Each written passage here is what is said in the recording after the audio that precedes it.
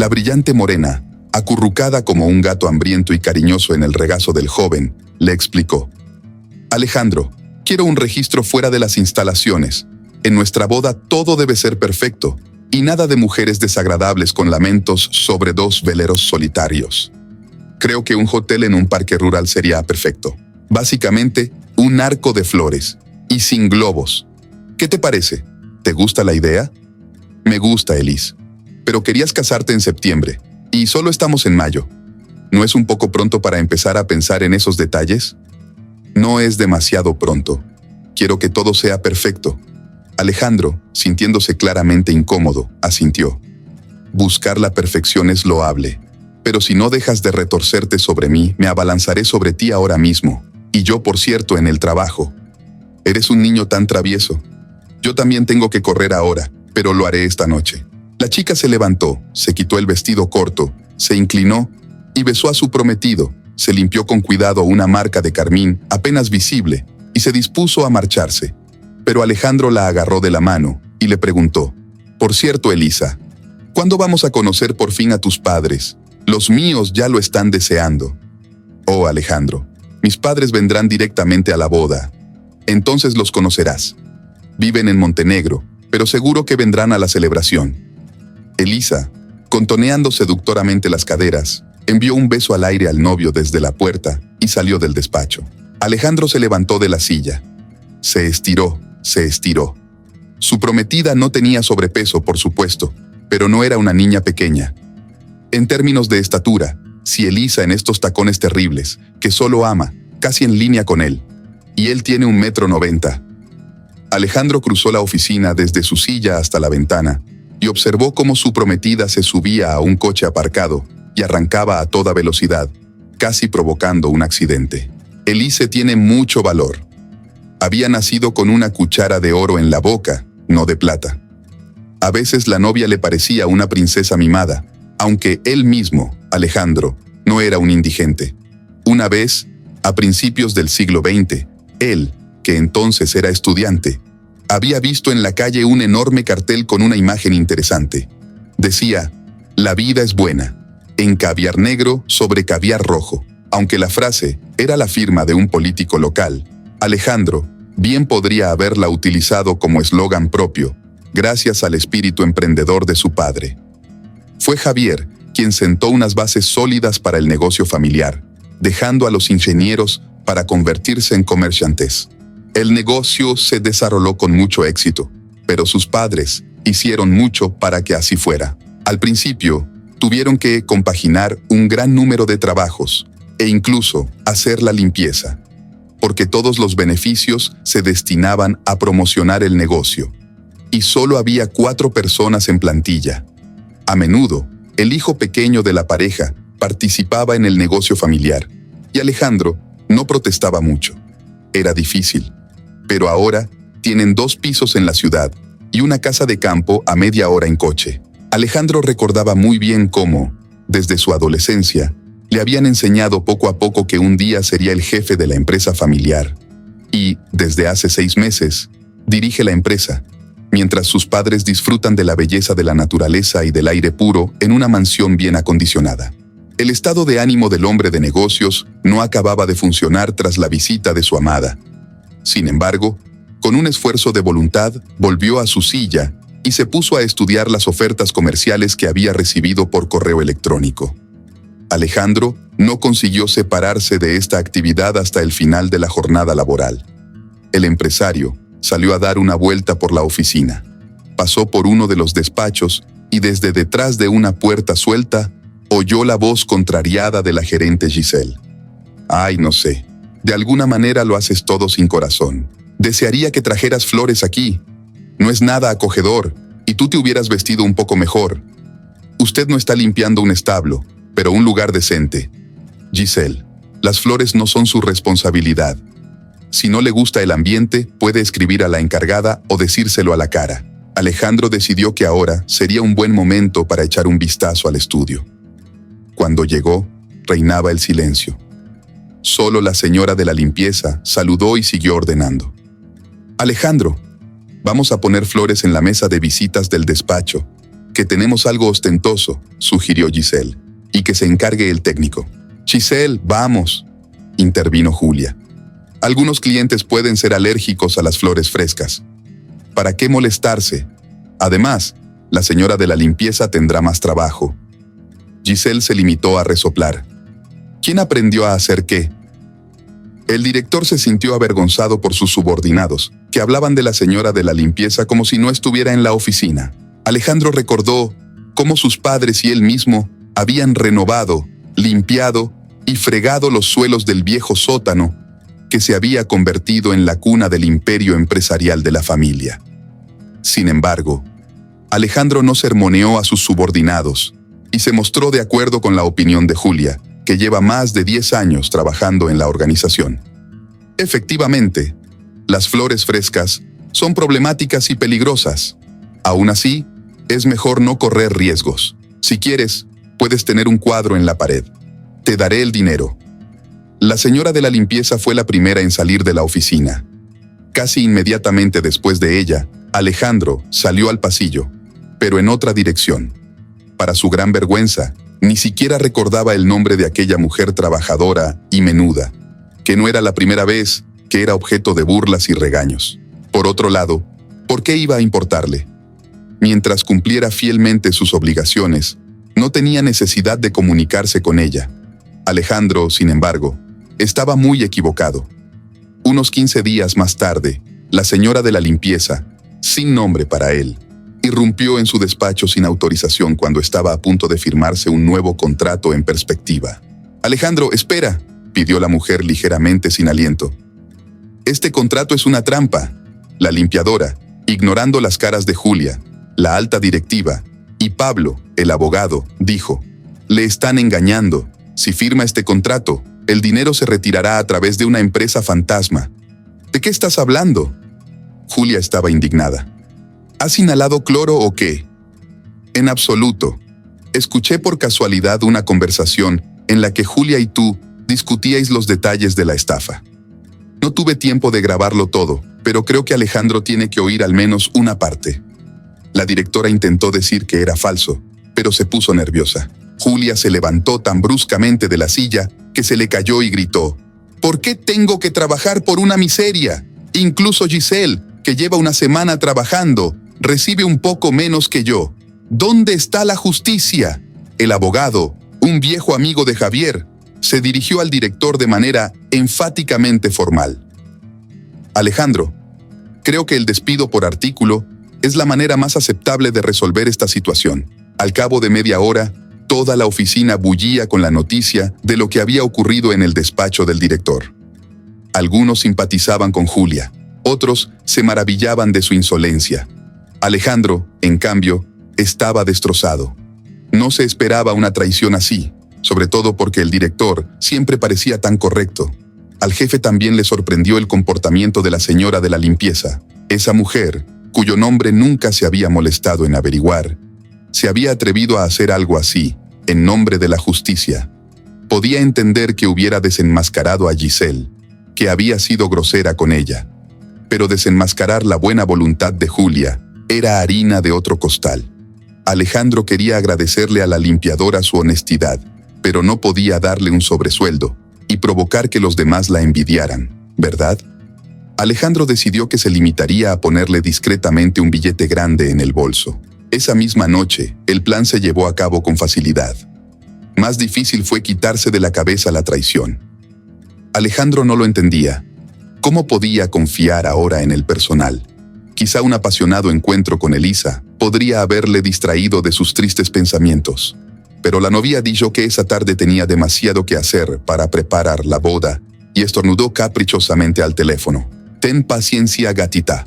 Solo parece mucho tiempo. De vez en cuando hay algún pequeño obstáculo. Te deseo lo mejor. No aburrirse». No le apetecía nada aburrirse en un piso vacío. Ir a casa de sus padres y hablar de la traición era aún menos deseable. Alejandro, sentado en su coche en el aparcamiento, observaba a los empleados salir de la oficina. Cuando la señora de la limpieza pasó con paso rápido, el director decidió seguirla. Además, vio que la mujer sacaba el bolso y encontraba su regalo. Alejandro sintió curiosidad por saber en qué gastaría el inesperado dinero. La mujer de la limpieza, sin darse cuenta de que el director la seguía en coche, entró en una modesta tienda rotulada «Juguetes». Pronto, Alejandro la vio salir con 2 impresionantes bolsas, en las que se veía el contorno de cajas. Incluso se olvidó un poco del problema, porque el hombre se preguntó, ¿para qué iba a necesitar tantos juguetes una mujer bastante joven? ¿Realmente tenía tantos hijos? La limpiadora caminó confiada por la calle, y luego giró en un callejón, dirigiéndose al parecer al sector privado que quedaba en la ciudad, que llevaba décadas consumiéndose lentamente, pero sin rendirse. Alejandro tuvo que aparcar el coche en la primera tienda que encontró y siguió a la mujer a pie. Mientras caminaba a poca distancia, vio a 4 niños salir corriendo de un edificio destartalado, casi enterrado en el suelo, al encuentro de la mujer de la limpieza. Los niños se aferraron a la mujer por todos lados y tras abrazarla, empezaron a mirar dentro de las bolsas intentando ver qué contenían. Una anciana apareció en la puerta y reprendió suavemente a los niños. «Tiradores, dejad entrar a vuestra madre. Lucía, he hecho sopa, pero no puedo quedarme a cenar. Tengo que irme corriendo a casa». «Gracias, Irene», agradeció la señora de la limpieza, cuyo nombre por fin conocía el director. «¿Qué habría hecho yo sin ti?». Alejandro no se marchó precipitadamente, sino que decidió hablar con la anciana, que parecía una especie de niñera. No tardó mucho, y mientras se alejaba de la cabaña, el hombre alcanzó a la anciana y se dirigió a ella. «Irene, lo siento, no sé tu segundo nombre. Me gustaría hablarle de Lucía». «No lo entiendo», se sorprendió la mujer. «¿Quién es usted? ¿Y por qué querría hablarle de Lucía?». Al notar la vacilación de la desconocida, Irene dijo como si tal cosa. «Se lo diré sin rodeos. No dejaré que le hagan daño a Lucía. Si eres de las autoridades tutelares o de los promotores inmobiliarios, vete. Ella es una buena persona. Cumple con sus obligaciones como madre. Mayor que la mayoría». «Te equivocas, Irene. Pensé que podría ayudar de alguna manera. Al fin y al cabo, 4 hijos es a la vez una alegría y un fastidio. Tengo oportunidades, pero no sé cómo ofrecer apoyo sin ofender». Alejandro le entregó una nota, e Irene se ablandó, creyéndole. «Sí, cariño, no puedes ofender a Lucía. Es casi una santa. Cuando sus sobrinos quedaron huérfanos tras perder a sus padres en una terrible tragedia, ella se hizo cargo de la custodia de los 3, a pesar de tener un bebé en brazos. Lástima que el marido de Lucía estuviera podrido. Se mudó a esta posilga para que los niños no tuvieran que acostumbrarse a un nuevo entorno, y el barrio estaba a punto de ser reasentado. Alguien le dijo a Lucía que aunque sus sobrinos estuvieran empadronados aquí, pero vivieran en otro sitio, quizá no tuvieran un lugar normal donde vivir. Además, en primavera y verano, es mejor que el piso, en mi opinión. Lucía incluso tenía un huerto en la parte de atrás. Solo pequeñas cosas como pepinos y hierbas. Su marido resultó ser un cobarde. Se fue enseguida. Dijo que no quería ser una carga para sí mismo y sugirió que los sobrinos de Lucía fueran a un orfanato. Ella, comprensiblemente, no estuvo de acuerdo, y este fue el resultado. Sola y 4 chicos, a los que no divide entre propios y extraños. Es una vida dura para ella, aunque reciba subsidios. Por supuesto, también recibe una pensión alimenticia para su hijo, pero es una cantidad ridícula. Así que corre a trabajar para ganarse un dinero extra. Trabaja de limpiadora, aunque tiene estudios superiores, pero no está orgullosa. La ropa y los zapatos de los niños no arden. Y cada rublo les vendrá bien cuando se muden.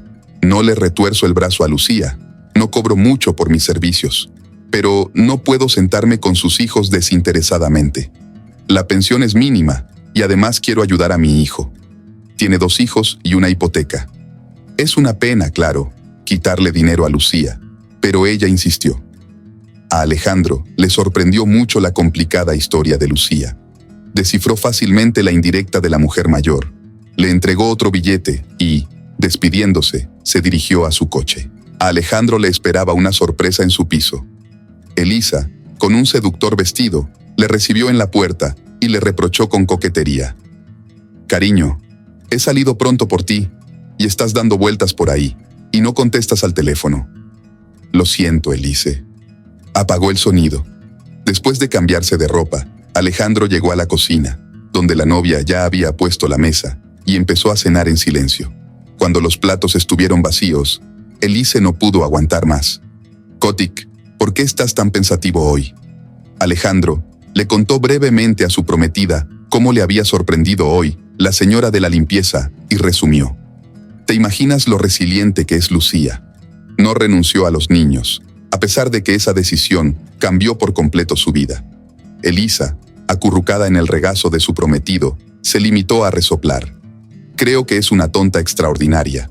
Perdió a su marido por su propia estupidez. No sé cómo puede asumir una carga como los hijos de otras 3 personas. Está loca. Ni siquiera es una divorciada con caravana. Es una divorciada con tren.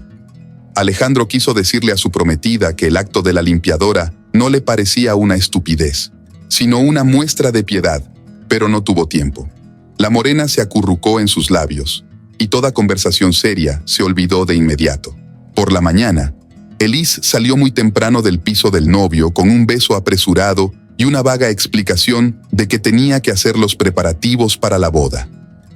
Por la tarde, la señora de la limpieza entró en el despacho del director, llamando antes a la puerta. Pero antes de seguir con sus tareas, Lucía dio las gracias a su jefe.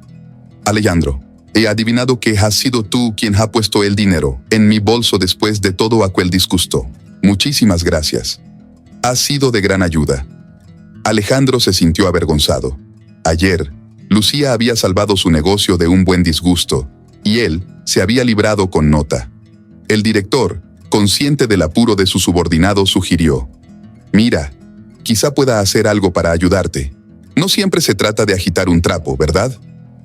Lucía declinó con delicadeza. «Gracias, Alejandro.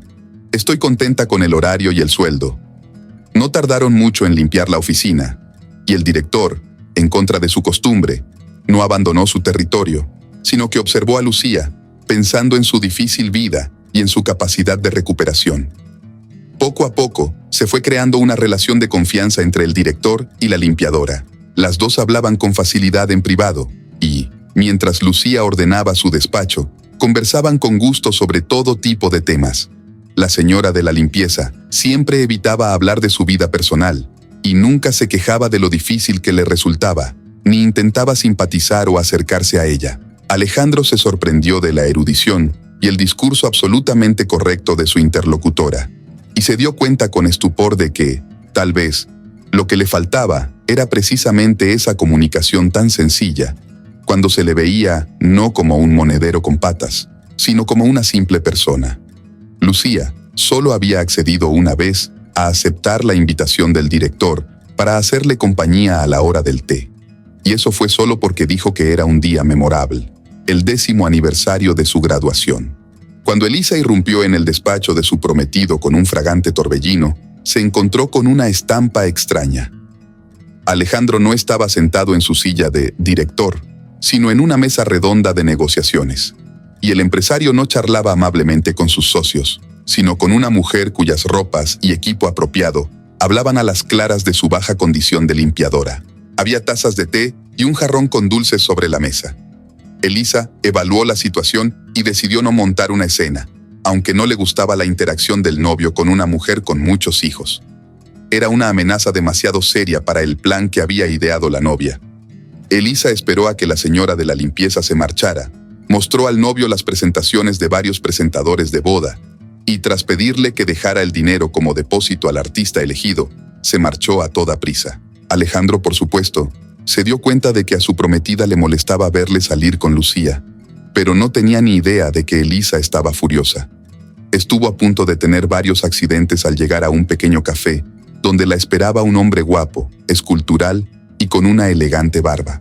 «Hola, mi amor», murmuró Elisa, y se volvió hacia el camarero. «Trae el margarita y date prisa». «Elise, ¿qué haces? Tengo entendido que estás conduciendo». «Joder. Estamos a meses de la boda y Alejandro se deja seducir por una lavandera. Y es bastante hábil». «Oh, Elisa, no es que estés celosa de él. No te preocupas por él. Lo único que queremos de él es su dinero». La morena no se calmó después de beberse la copa, sino que se enfadó aún más. Imagínate, voy al despacho de este ricachón y está tomando el té con una divorciada loca. No era la primera vez que la pillaba en su despacho, pero ni por asomo pensé que Alejandro se enamoraría de una lavandera. Bien, Elis, vamos a tu casa. Allí podrás contármelo todo. No, no podemos ir a mi casa. ¿Y si Alejandro decide venir? ¿Cómo explicaré su presencia? Está bien, vayamos a un lugar privado. No será lujoso, pero tu prometido no estará allí. Te consolaré allí. En un modesto piso de Khrushchev, alquilado por horas, Elise se relajó en brazos de su amante y luego le habló de la señora de la limpieza, que le parecía una amenaza. El hombre se rascó la barba bien cuidada y aconsejó: en general, no hagas mucho ruido. Solo deja claro que estás celoso. Usa todas tus dotes de actor. Todo nuestro plan podría irse al garete si no te controlas. Tienes razón, cariño. Ya he trabajado tan duro que sería una pena que todo fuera en vano. No me queda mucho tiempo. Por cierto, Elise, hace tiempo que quería advertirte de que estás siendo demasiado indiscreta. Hay que poner fin a nuestros encuentros en los cafés y hacer las llamadas a otro número. Si quieres salir, vayamos al jardín botánico. Oh, Nicolás, no tenía ni idea de que fueras tan romántico. No soy romántico. Es que no vamos a encontrarnos allí con tu ciervo cornudo. La idea de Nicolás de reunirse en el jardín botánico fue un fracaso. Fue allí donde Lucía, que había salido con los niños, se topó con la pareja abrazada. La señora de la limpieza no había esperado ver a la prometida de su jefe en una situación tan ambigua, pero no había ningún sitio a donde ir, y saltar a los arbustos de zarzas del callejón era una estupidez. Elisa ya se había fijado en ella, se acercó y amenazó. Si le dices una palabra a Alejandro te arrepentirás. No digas ni una palabra, ¿entendido? Eres una limpiadora, y eso es todo para lo que sirves. ¿Dónde más podrías encontrar un trabajo tan bueno por un par de horas al día? Lucía se dio cuenta de que era mejor no involucrarse en una relación entre amantes, y no podía decidir qué hacer. Era una pena para el director, y al mismo tiempo, era una incógnita cómo se sentiría con lo que ella le había contado. Sin embargo, las dudas no duraron mucho. El abogado, que consideraba un deber voluntario velar por el bienestar del hijo de su amigo, entregó a Alejandro una voluminosa carpeta con pruebas de la infidelidad de Elisa. Comprendo, Alejandro, que esto no es muy agradable, pero es mejor conocer esa información cuanto antes. Gracias, Pablo. De nada.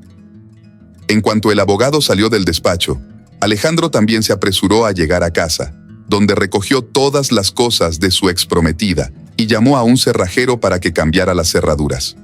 Elisa abrió la puerta y estuvo a punto de caerse, tropezando con sus maletas. Cuando el casero oyó el ruido, salió al pasillo y anunció: sé que me estás poniendo los cuernos, así que coge tus cosas y lárgate de aquí. Elisa maldijo, cogió sus maletas y abandonó el piso de su exprometido.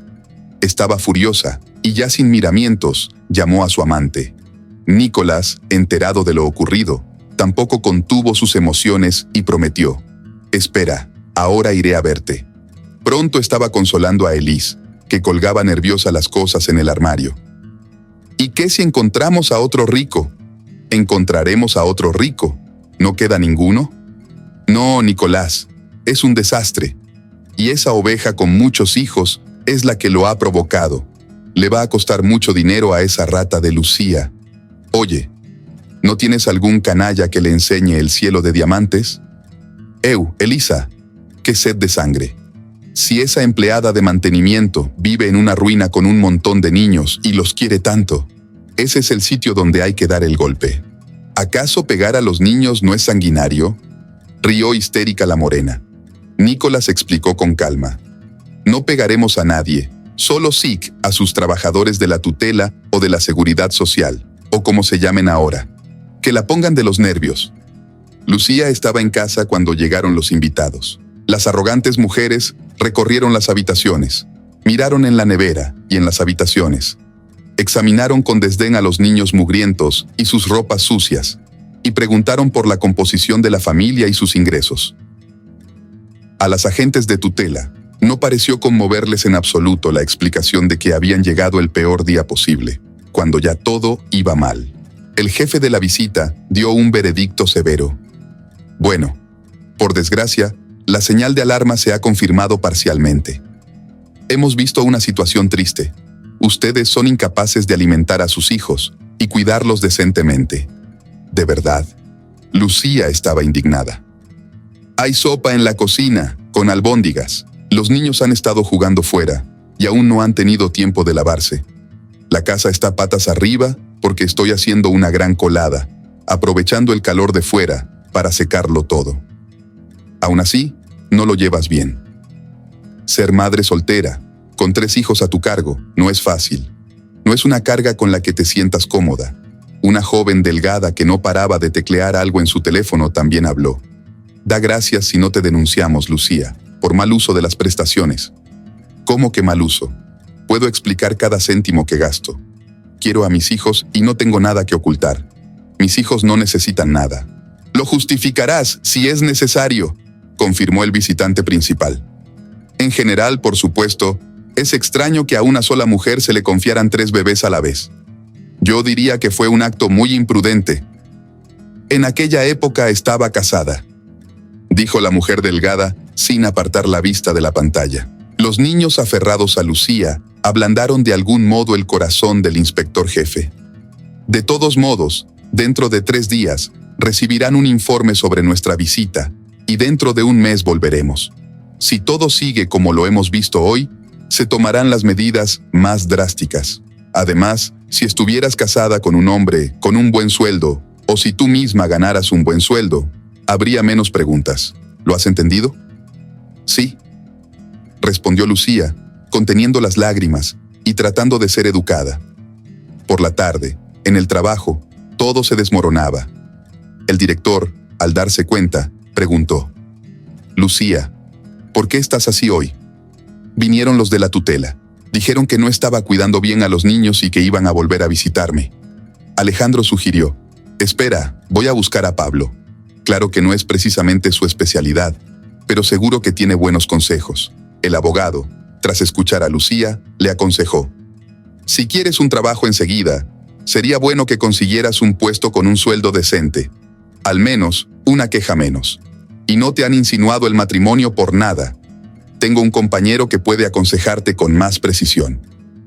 Pablo: sé que no es lo correcto, pero como excepción, podemos conseguirle un puesto a Lucía, con un sueldo adecuado. Tú prepara los papeles necesarios y yo los firmaré. Pablo asintió, y, tras dar los datos de contacto de su amiga especializada Lucía, se marchó. Al quedarse a solas con la señora de la limpieza, Alejandro sugirió de repente: mira, Lucía, vamos a firmar los papeles. Ficticiamente, con un buen trabajo y un marido como yo, nadie te quitará a tus hijos. Vendrán los inspectores y se darán la vuelta. Lucía aceptó y, gracias a un banal soborno del funcionario del registro civil, se convirtió en una mujer casada un día después. Los recién casados no hicieron pública la noticia y vivieron separados. La mujer del abogado tampoco reveló el hecho de que en el libro de trabajo de la limpiadora había una anotación sobre su nombramiento como subdirectora. Lucía seguía limpiando y preparándose para la próxima reunión de las autoridades tutelares, y estaba muy preocupada. Su corazón presentía algún tipo de problema. Pero el golpe vino de una dirección inesperada. Un día de verano, Lucía llegó al trabajo y se enteró de que la noche anterior, el coche del director había sido atropellado por un camión que se había metido en el carril contrario. Alejandro ha entrado en coma. Ahora está en el hospital, anunció el abogado a la limpiadora. No hay delito. Simplemente estaba en el lugar equivocado, en el momento equivocado. Ahora solo nos queda esperar que su cuerpo sea fuerte y Alejandro se recupere. Y tendrá que mantener las defensas a raya. Elisa ya apareció, pensando que conseguiría una parte de la empresa. Ingenua. Pensaba que no sabía en qué andaba metida. Pero hay muchos buitres sin ella. Es así en los negocios. Se debilitan un poco. Están listos para rasgar y agarrar los activos de otras personas. Va a ser difícil para ti. Eres la heredera de Alejandro. Dios no lo quiera. No pasa nada, Pablo, replicó Lucía. Soy licenciada en económicas y en agradecimiento a la amabilidad de Alejandro, haré todo lo que pueda para quedarme con su negocio. Bien por ti, Lucía. Puedes contar conmigo. Claro, estamos 5 minutos retirados, pero somos caballos viejos. Por cierto, también he hecho algunos trabajos en la casa de tus sobrinos. A ellos, por cierto, hace tiempo que les asignaron un piso cómodo. Así que, creo, para el invierno se prepararán para mudarse. A Lucía no la dejaron entrar en la UCI. Después de mostrar su pasaporte con el sello de matrimonio, le permitieron volver cuando Alejandro fue trasladado a planta. A la mañana siguiente, después de pedirle a Irene que cuidara a los niños, Lucía se presentó en la oficina con el austero traje pantalón que había llevado una vez para su diploma. Afortunadamente, la figura no había cambiado mucho desde entonces. La secretaria, que tomaba café con la sarcástica Giselle, casi se atragantó cuando la señora de la limpieza anunció que sustituiría temporalmente a la directora. «Oye, no es 1 de abril», señaló el director. «No bromeo. Mientras Alejandro esté enfermo, estoy a su favor». La noticia de la inesperada transformación de la señora de la limpieza se extendió como un rayo por la oficina. Los empleados acudieron en tropel a la oficina, ansiosos por confirmar lo que habían oído o leído en el chat de la oficina. Efectivamente, la mujer menuda, a la que estaban acostumbrados a ver con un cubo y una fregona, estaba ahora sentada en la silla del director frente a su ordenador portátil. E incluso, el severo abogado la trataba como si tuviera todo el derecho a ocupar ese asiento. Fue muy duro para Lucía. Tenía que soportar los cuchicheos a sus espaldas, las llamadas extrañas y los mensajes con ofertas provocativas, el síndrome del impostor, y preocuparse por los niños, que al fin y al cabo tenía que contratar a una niñera. Todos los días, Lucía visitaba a su marido ficticio, que había sido trasladado a una sala individual, y, creyendo que él podía oírla, le contaba todos los acontecimientos de la oficina. La mujer confesaba que estaba preocupada por la salud de Alejandro y que no le resultaba fácil llevar su negocio incluso con el apoyo de un abogado, y lloraba sin ocultar sus lágrimas. En este contexto, la visita de los agentes tutelares ya no le pareció a Lucía un problema insalvable. La niñera que contrató era muy concienzuda y la casa estaba en orden. A veces, tuvo que actuar con dureza para mantener el negocio de Alejandro en tiempos difíciles, pero Lucía fue capaz de resistir todos los ataques. Incluso consiguió soportar el intenso interrogatorio de los padres de su marido ficticio.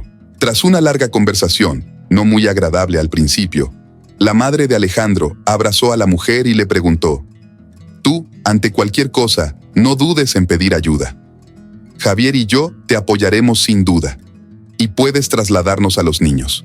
Lucía se negó, explicando que no quería separarse de sus hijos durante mucho tiempo, pero prometió avisarla inmediatamente si había alguna noticia sobre el estado de Alejandro. La esposa ficticia fue la primera persona a la que vio Alejandro cuando despertó. Lucía estaba increíblemente feliz y preguntó, temiendo amnesia: «Buenas noches, Alejandro. ¿Te acuerdas de mí?» «Sí, tú pareces ser Lucía, mi falsa esposa». «Exacto». La mujer lloró de felicidad.